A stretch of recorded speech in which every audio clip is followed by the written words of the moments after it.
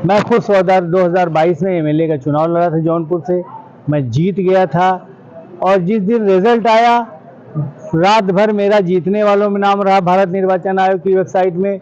दूसरे दिन देश के सारे अखबारों में जीतने वालों में था, लेकिन मेरी रिकाउंटिंग करके मुझे हरा दिया गया। जीता मेरे जौनपुर के किसी रिक्शेवान से भी आप पूछेंगे, अनपढ़ से भी पूछेंगे, जो राजनीति बिल्कुल एक्टिव नहीं, वो भी बता देगा कि अरशद खान जीत गए तो उन्हें हरा दिया गया। अपनी आवाज उठा रहा है और चुनाव आयोग कह रहा है कि हमारे कंधे पे बंदूक मत रखिए, सीधा पॉलिटिक्स करिए सामने। देखिए, ऐसा है कि वोटर लिस्टों में किसी के नाम कटे ना और किसी गलत आदमी का नाम रहे ना, ये जिम्मेदारी भारत निर्वाचन आयोग की है।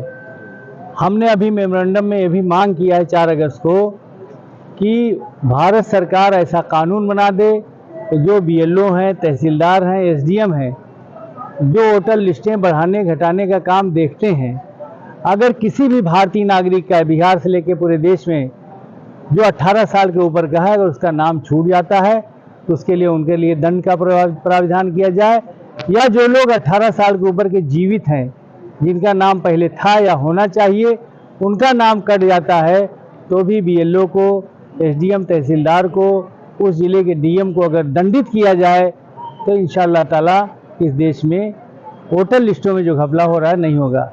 मैं खुद 2022 में एमएलए का चुनाव लड़ा था जौनपुर से, मैं जीत गया था। और जिस दिन रिजल्ट आया, रात भर मेरा जीतने वालों में नाम रहा भारत निर्वाचन आयोग की वेबसाइट में।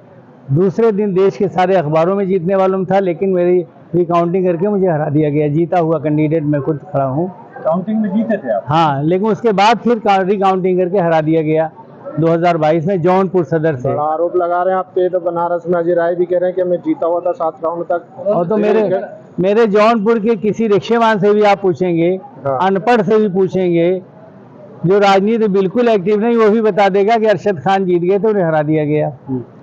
एक एक बच्चा जानता है।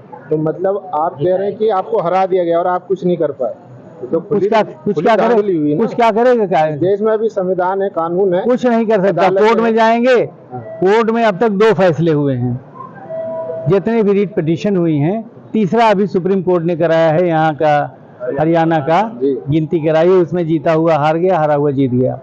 बाकी सिर्फ 2 फैसले हुए हैं कि इंदिरा गांधी की केस में, जिसमें उनका चुनाव इनवैलिड करा दिया गया था। दूसरा, अकबरपुर अंबेडकर नगर हमारे यहाँ है, सन 1991 में जनता दल बीजेपी, जनता दल से राम अवध जी लड़ रहे थे और एक सोनकर जी बीजेपी से लड़ रहे थे। बीजेपी वाला जीत गया था 110 वोट से, और राम अवध जी जनता दल से लड़ रहे थे। नेतराम जी डीएम थे। नेतराम राम अवध की बिरादरी थे, उन्होंने जनता दल के राम अवध जी को जिता दिया और सोनकर जी जो बीजेपी थे उनको हरा दिया। फिर सोनकर जी गए कि हमारा रिकाउंटिंग करा दिया जाए, हमारी गिनती में गलती हुई है।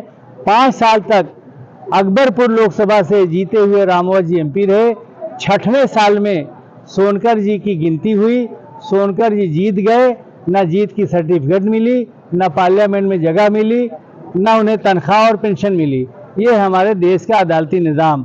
इसके लिए अगर कानून बना दिया जाए, भारत सरकार बना दे कि अगर कोई भी रीट पिटीशन होती है चुनाव में, तो साल भर में 6 महीने में उसका फैसला हो जाए, गिनती हो जाए। मुझसे भी लोगों का कोर्ट जाए, मैंने कहा 5 साल में फैसला ही नहीं होगा, हम लाखों रुपया क्यों बर्बाद करें? दूसरा इलेक्शन फिर लाखों रुपया क्यों बर्बाद करें? ये होता है ड्रामा। अदालती निज़ाम में ड्रामा होता है कि लाखों पिटीशन हुई होगी, सिर्फ भारत में 78 सालों में 2 में फैसले आए हैं। एक इंदिरा गांधी जी के केस में, और दूसरा अकबरपुर वाले में जिसका मैंने किस्सा बताया, और तीसरा अभी सरपंच वाले में सुप्रीम कोर्ट ने गिनती कराया।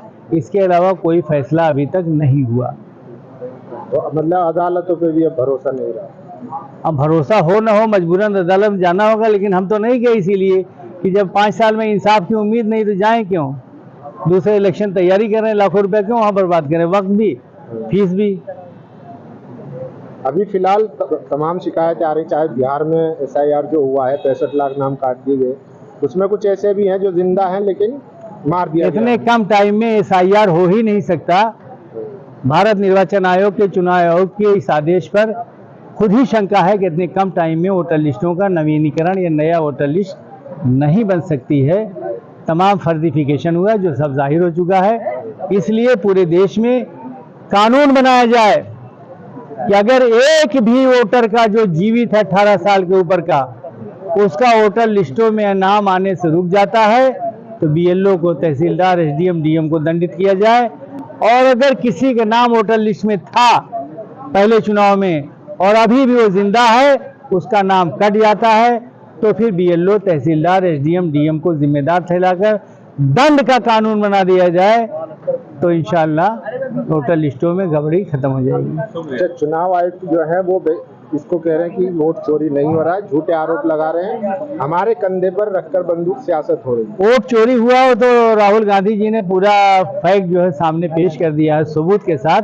वोट चोरी हो रहा है, वोटर लिस्टों में गड़बड़ी पहले हुई है, अभी भी हो रही है, वो तो सारे फैक्ट आ चुके हैं। तो निर्वाचन आयोग के कहने से क्या फर्क पड़ता है।